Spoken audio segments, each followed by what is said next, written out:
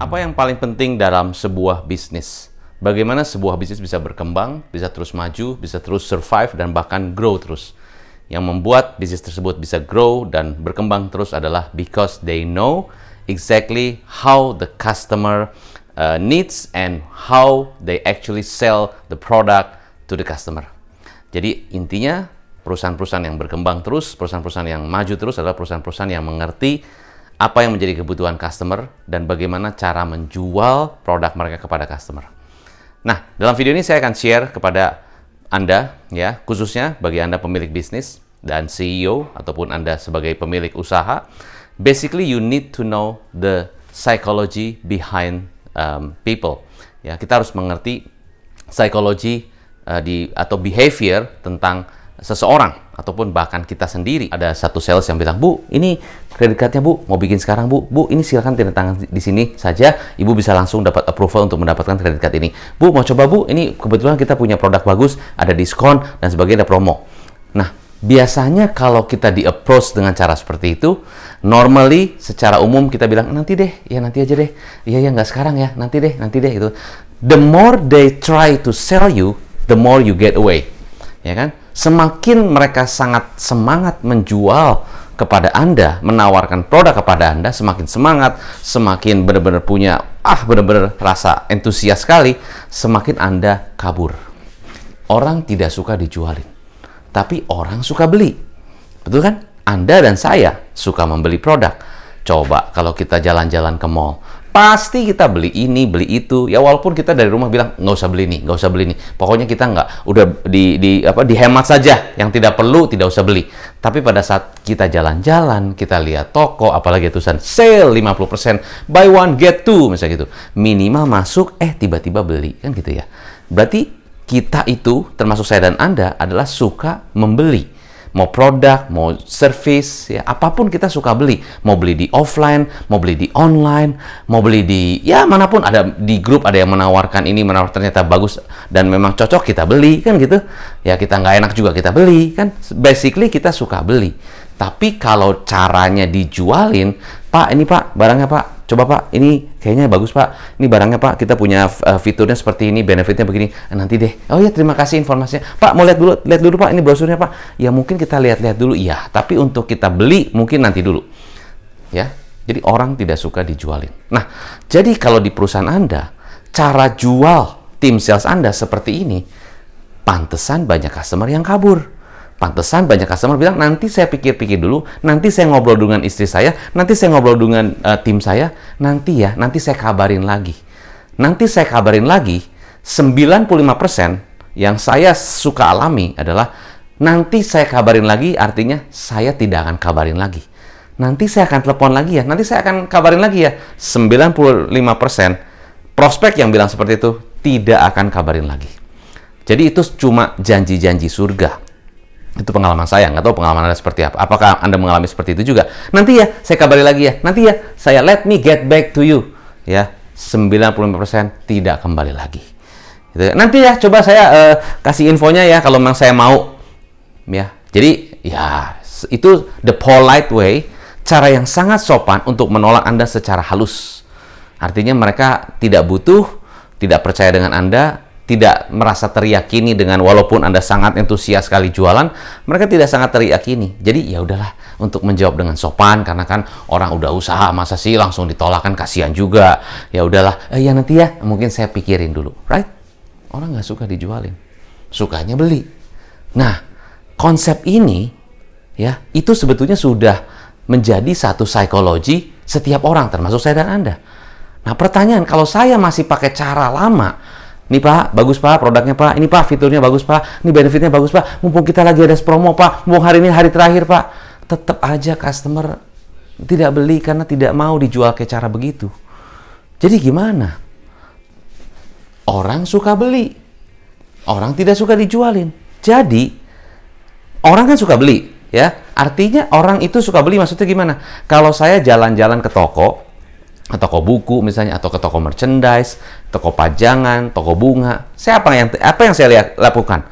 Saya kan suka beli, tapi nggak suka dijualin. Saya lihat-lihat. Oh iya, yang ini bagus ya bunganya ya.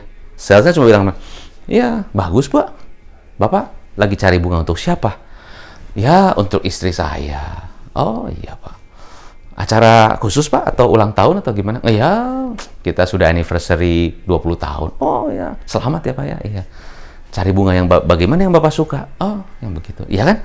Jadi biarkan prospek mengalami sendiri, prospek in control of the buying journey. Jadi biarlah prospek itu ya dia mengontrol diri sendiri, karena orang senang beli itu artinya saya itu pengen ada kontrol ya. Jadi maksudnya adalah saya in control di dalam setiap pembelian apapun, saya in control.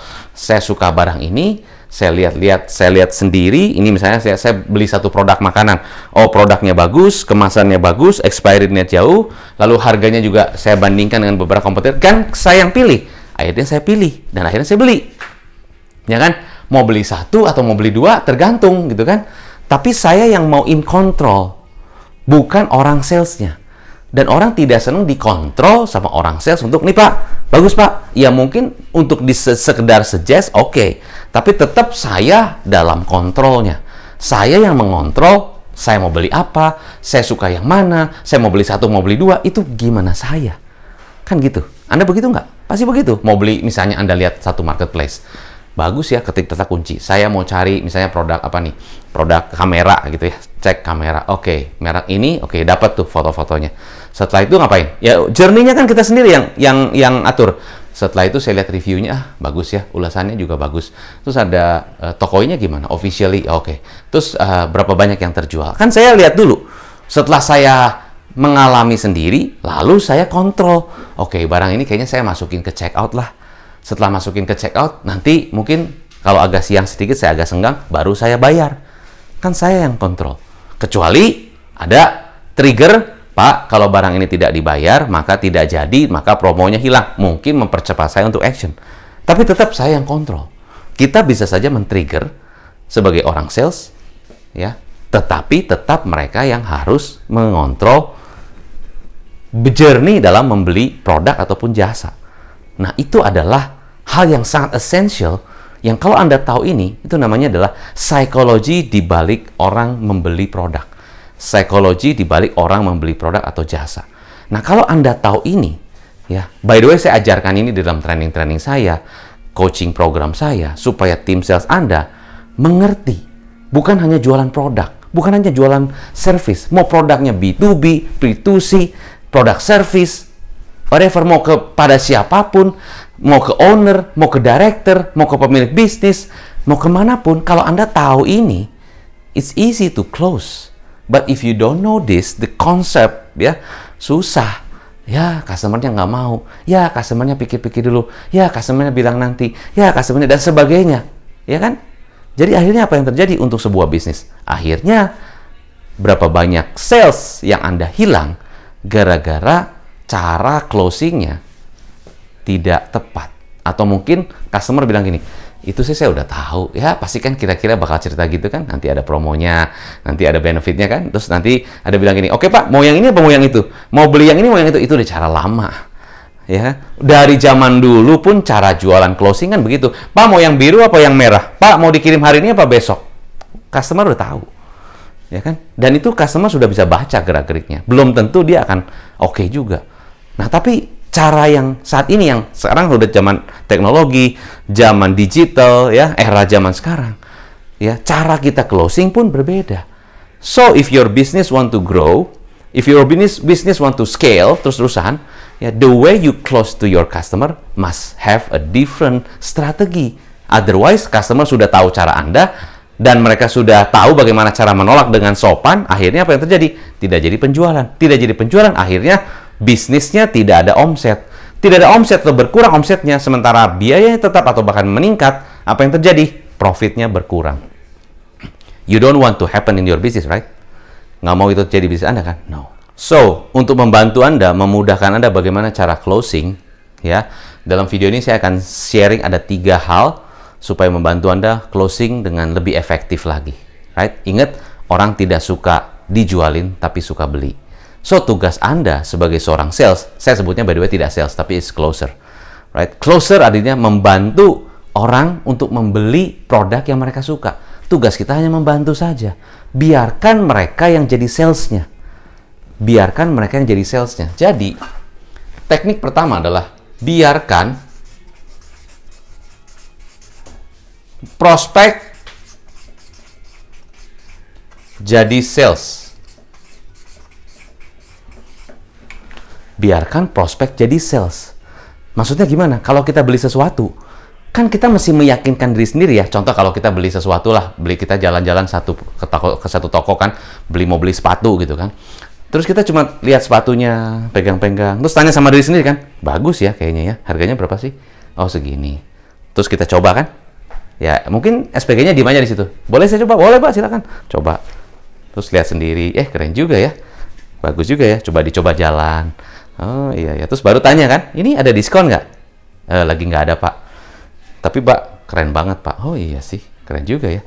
Kayak apa, Bapak kayak selebriti banget. Oh iya benar juga, tapi mahal sih. Terus kita tanya diri sendiri kan, tapi mungkin ada payment plan kali ya, ada cicilan kali. Boleh juga ya. Akhirnya kan kita meyakinkan diri sendiri dan beli sepatu itu kan. Berarti yang jadi sales siapa? Saya. Saya meyakinkan diri sendiri. Saya suka. Kenapa saya harus beli barang ini? Kan dari diri sendiri. Kenapa ya saya mesti beli barang ini ya? Satu, bagus. Kedua, ya udahlah, saya achievement lah karena saya mencapai target bulan lalu, saya dapat insentif, ya sudah, reward buat saya. Ketiga, mumpung ini barangnya juga langka dan bagus dan begitu saya pas cocok, ya kenapa enggak? Mumpung pas lagi ada, kan jadi meyakinkan diri sendiri. Jadi kita biarkan prospek jadi salesnya. Bukan kita yang jadi sales. Pak, mumpung bagus loh Pak, mumpung ada benefit loh Pak, mumpung ini bener-bener Pak, lagi promo Pak. No, malah orang kabur karena tidak suka dijualin. Tapi kalau ditwist, biarkan mereka yang jadi sales, ya menurut Bapak gimana? Bagus ya? Iya, bagus juga. Kelihatannya cocok ya Pak ya? Gimana menurut Bapak? Iya sih, keren juga ya. Kan gitu. Jadi biarkan mereka yang jadi sales. Tugas Anda hanya facilitate aja. Itu satu. Kedua, question. Jadi yang pertama adalah biarkan prospek jadi sales. Memang kenyataannya tidak semudah itu. Anda harus belajar dulu. Maka di dalam training-training saya ajarin bagaimana seorang sales yang tadinya mungkin nggak confident, nggak tahu bagaimana cara tanya, nggak ngerti bagaimana cara mengerti setiap customer punya karakter yang berbeda. Nah, ini adalah satu teknik yang twist sehingga mereka yang jadi salesnya. Ya. Di online bisa nggak, Coach? Bisa. Di landing page bisa nggak? Bisa. Everything can, right? Oke. Satu. Kedua, questions. Harus tanya. Bapak gimana? Menurut Bapak mana yang cocok? Yang ini sih. Oh, iya. Kenapa Bapak suka yang itu? Tanya. Ya, karena menurut saya ini bagus ya, match banget dengan warna kulit saya. Ini cocok banget nih dengan gaya saya emang seperti ini. Oh iya sih Pak. Benar juga sih Pak. Keren Pak. Daripada yang itu, Bapak suka yang mana? Suka yang ini. Oke Pak. Terus kita tanya, iya bener juga sih Pak. Terus Bapak kesehariannya memang sering suka pakai sepatu model gini? Iya bener sih. Nah ini tambah keren Pak. Iya Pak ya. Kalau Bapak pakai ini, gimana? Coba Bapak jalan rasanya gimana? Iya sih, kayak berasanya kayak keren gitu ya. Saya berasa pede banget. Oh iya, tanya. Tugas kita tanya. Supaya customer yang meyakinkan, iya ya, bagus juga ya. Jadi tidak push, tapi kita tanya. Tentu dengan pertanyaan yang tepat. Dengan postur yang tepat, dengan cara bertanya yang confident. Nggak, gimana Pak, bagus nggak Pak? Nggak begitu. Gimana Pak, bagus nggak Pak? Kan gitu. Jadi dengan bertanya. Lalu ketiga adalah dengan listening.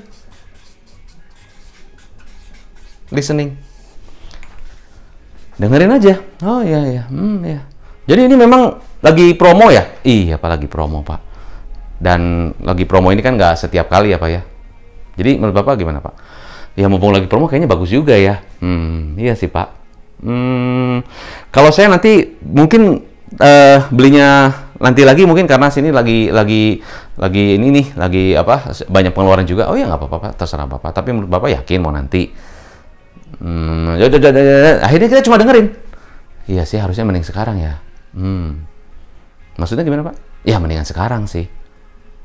Memang kalau sekarang menurut Bapak lebih enak nggak kalau belinya sekarang? Iya sih, belinya sekarang sih lebih oke. So, gimana rencananya? Mau ngambil berapa? Yaudah saya ambil yang warna ini deh. Oh ya Pak. Oke, warna ini boleh Pak nanti saya ambilkan. Bapak pas udah nyaman ukuran sepatunya? Ya, oke. Oke Pak, silakan ke kasir. Oke. Nah, pada saat di kasir tanya lagi, Pak, nggak sekalian yang ininya ada, ini kita punya kaos kaki juga cross sell. Pak, kalau Bapak ini kan udah member by the way, itu langsung otomatis cross sell upsell. Jadi tugas kita tanya dengar. Biarkan mereka yang meyakinkan diri. So simple is that. Right? So, sales is simple if you know how to do it. But if you don't know how to do it, it's very difficult. Ditolak lagi. Ditolak by the way gini. Untuk orang sales, ditolak itu sudah biasa. Ya, penolakan artinya satu pembelajaran. Oh, menolak bukan berarti nggak mau. Menolak mungkin mereka nggak percaya, belum ada kebutuhan, mungkin mereka perlu dijelaskan lagi. Jadi menolak itu banyak hal-hal yang harus Anda ketahui. Nah, itu adalah beberapa tips dari saya. Nah, semoga dengan 3 tips ini membantu Anda untuk closing lebih efektif. Remember, orang tidak suka dijualin, tapi orang suka beli. So, saya Hendra Hilman, semoga bisa bermanfaat, sukses selalu, dan salam pengusaha.